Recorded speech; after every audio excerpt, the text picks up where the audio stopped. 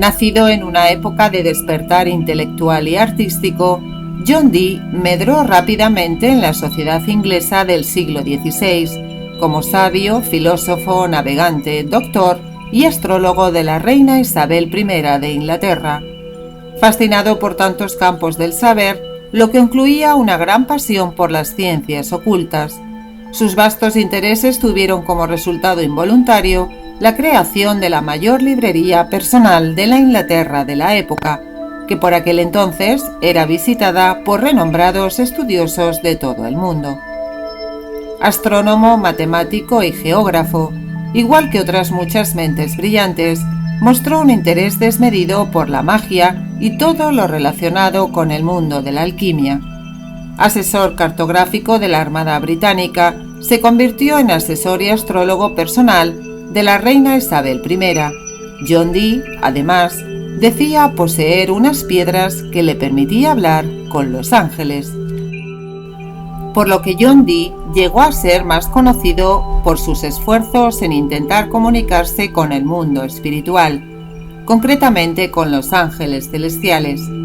Este trabajo estuvo precedido por intentos de comprender el factor unificador de la naturaleza, que él creía que podía ser desvelado combinando métodos mágicos y matemáticos.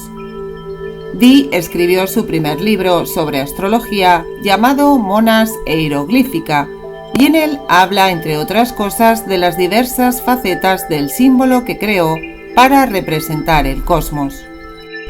Este texto se basaba en gran medida en el cabalismo cristiano y fue una obra muy codiciada mientras vivió su autor. Sin embargo, el empeño de Dee por descubrir un patrón unificador en la naturaleza resultó ser una difícil batalla y acabó cansándose de investigar el cosmos. Fue entonces cuando Dee centró sus esfuerzos más seriamente en su búsqueda angélica, acabando por unirse a un medium llamado Edward Kelly, un hombre 28 años más joven que él, para realizar sesiones durante las cuales se pretendía entablar comunicación con los ángeles.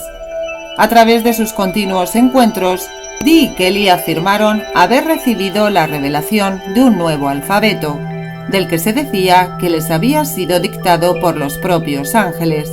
En un principio lo llamaron lenguaje angélico y más adelante fue conocido como enoquiano. En el Museo Británico se exponen varias piezas que pertenecieron a John Dee y que fueron utilizadas por él para contactar con ese mundo espiritual. 6 piezas mágicas, en su mayoría rescatadas por el anticuario británico Sir Robert Cotton, cuya colección fue una de las que dieron forma al primitivo Museo Británico. El peculiar legado de Dee está compuesto por 3 sellos, en forma de disco grabado con extraños símbolos mágicos y que eran utilizados en lo que Dee llamaba mesa de prácticas, un espejo de obsidiana de origen azteca, un disco dorado y una bola de cristal.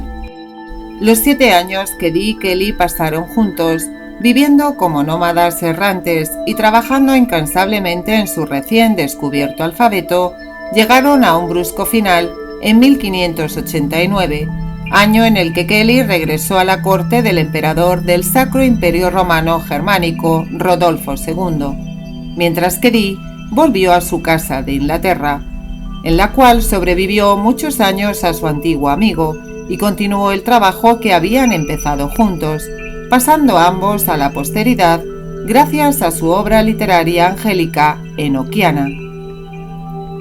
Con el paso del tiempo, la obra de Dee sobre lo oculto pasó a ser más y más criticada, y tras separarse de Kelly en 1589, se convirtió en director del Christ's College de Manchester, en Inglaterra. Murió en la pobreza en 1608, tras haber caído en desgracia con el sucesor de Isabel I, Jacobo VI de Escocia y I de Inglaterra.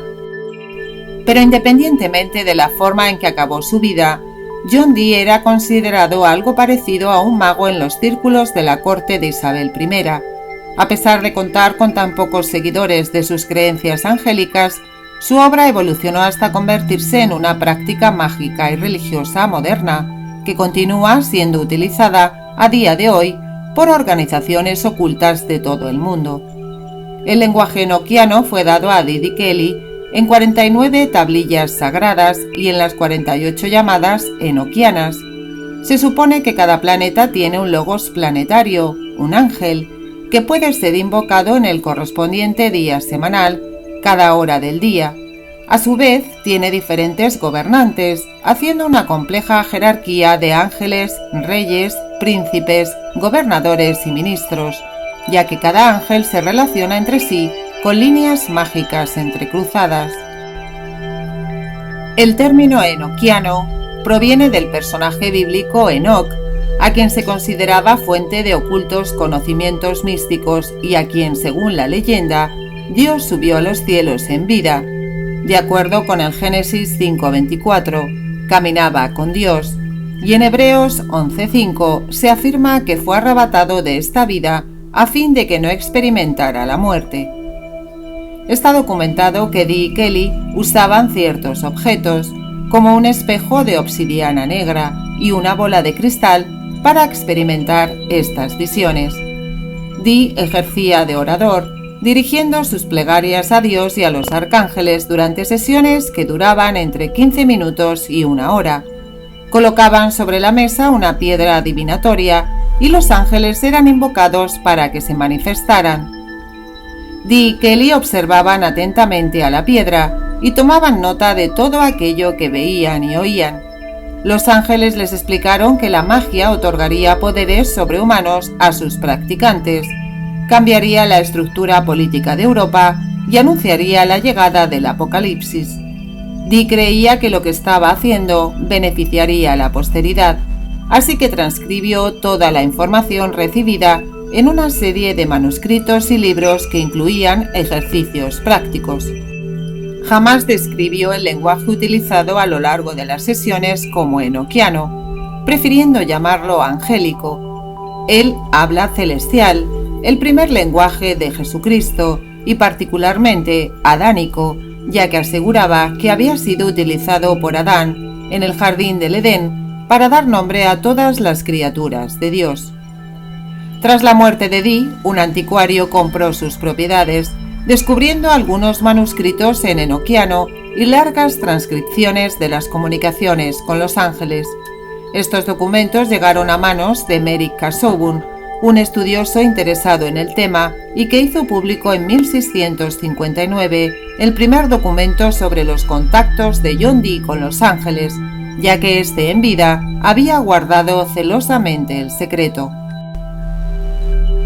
El libro, en el cual se incluía una introducción sobre el autor, se mencionaba que realmente Dee había contactado con espíritus malvados que habían jugado a su antojo con este. Tras la publicación del libro, el movimiento Rosacrucis declaró que Dee había sido uno de sus miembros, hecho que nunca ha sido probado. Sí es cierto que los conocimientos de John Dee fueron la base de uno de los movimientos ocultistas posteriores de más renombre, como The Golden Dawn, de la que Aleister Crowley fue miembro. Como tantos otros temas sobrenaturales, es difícil discernir dónde empieza la ficción y termina la realidad, y dónde finaliza la ciencia y comienza la demencia. Gracias a todos por ver el vídeo. Esperamos vuestros comentarios y experiencias para seguir enriqueciendo los contenidos del canal. Nos vemos en el próximo videoprograma. Mucha luz y mucha suerte.